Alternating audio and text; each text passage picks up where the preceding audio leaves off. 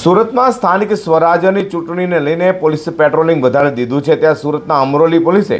રાજસ્થાનના જયપુર પોલીસ પથક વિસ્તારમાં જ્વેલર્સમાંથી લાખો રૂપિયાની ગરફોડ ચોરીની ઘટનાને